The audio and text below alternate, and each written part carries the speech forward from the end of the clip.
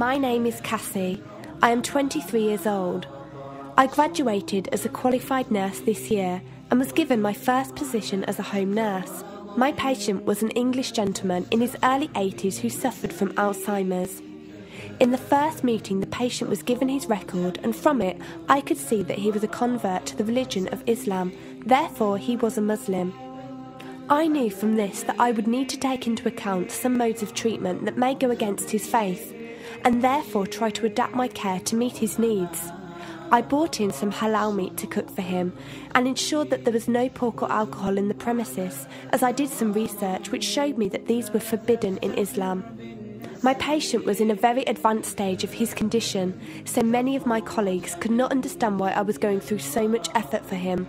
But I understood that a person who commits to a faith deserves that commitment to be respected, even if they are not in a position to understand. Anyway, after a few weeks with my patient, I began to notice some patterns of movement. At first, I thought it was some copied motions he'd seen someone doing, but I saw him repeat the movement at particular times: morning, afternoon, evening. The movements were to raise his hands, bow, and then put his head to the ground. I could not understand it. He was also repeating sentences in another language. I couldn't figure out what language it was, as his speech was slurred, but I know the same verses were repeated daily. Also, there was something strange. He didn't allow me to feed him with my left hand. Somehow I knew this linked to his religion, but didn't know how. One of my colleagues told me about Pow Talk as a place for debates and discussions. As I did not know any Muslims except for my patient, I thought it would be good to speak to someone live and ask questions. I went on the Islam section and entered the room True Message.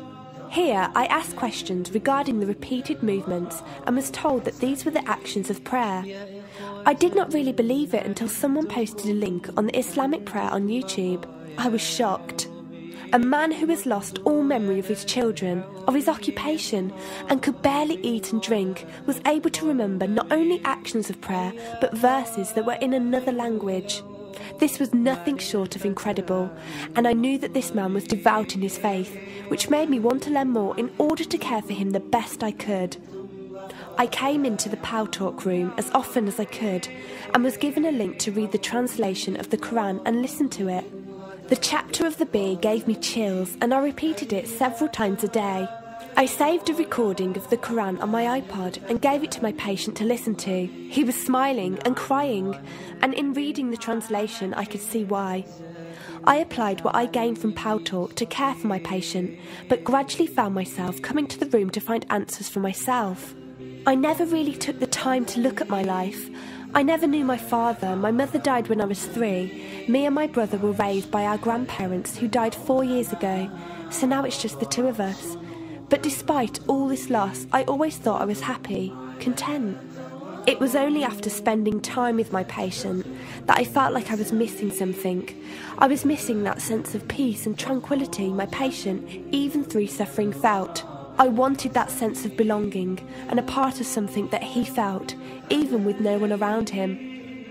I was given a list of mosques in my area by a lady on Pow Talk and went down to visit one. I watched the prayer and could not hold back my tears. I felt drawn to the mosque every day, and the imam and his wife would give me books and tapes to welcome any questions I had. Every question I asked at the mosque and on Pow Talk was answered with such clarity and depth that could do nothing but accept them. I have never practiced a faith, but always believed that there was a God. I just did not know how to worship him. One evening I came onto Pow Talk, and one of the speakers on the mic addressed me. He asked me if I have any questions. I said no. He asked if I was happy with the answers I was given. I said yes. He then asked what was stopping me accepting Islam. I could not answer. I went to the mosque to watch the dawn prayer. The imam asked me the same question. I could not answer. I then went to tend to my patient. I was feeding him, and as I looked into his eyes, I just realised he was brought to me for a reason, and the only thing stopping me from accepting was fear. Not fear in the sense of something bad, but fear of accepting something good and thinking that I was not worthy like this man. That afternoon, I went to the mosque and asked the imam if I could say my declaration of faith, the Shahada. There is no God except Allah. Muhammad is Allah's messenger. He helped me through it and guided me through what I needed to do next. I cannot explain the feeling I felt when I said it. It was like someone woke me up from sleep and sees everything more clearly. The feeling was overwhelming joy, clarity, and most of all, peace. The first person I told was not my brother, but my patient. I went to him, and before I even opened my mouth, he cried and smiled at me. I broke down in front of him. I owed him so much. I came home and logged onto Paltalk and repeated the Shahada for the room. They all helped me so much, and even though I had never seen a single one of them, they felt closer to me than my own brother. I did eventually call my brother to tell him, and although he wasn't happy, he supported me and said he would be there. I couldn't ask for any more.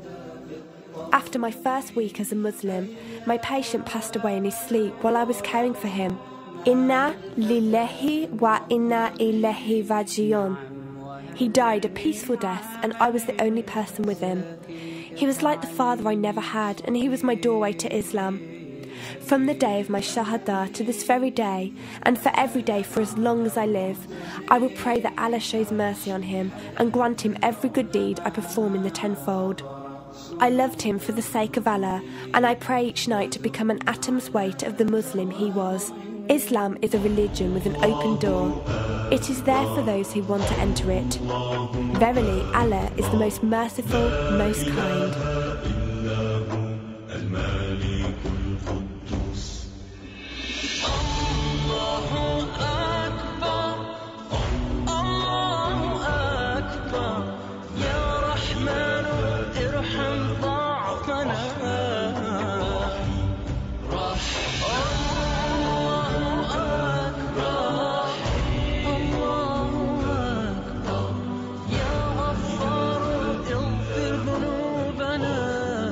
شاء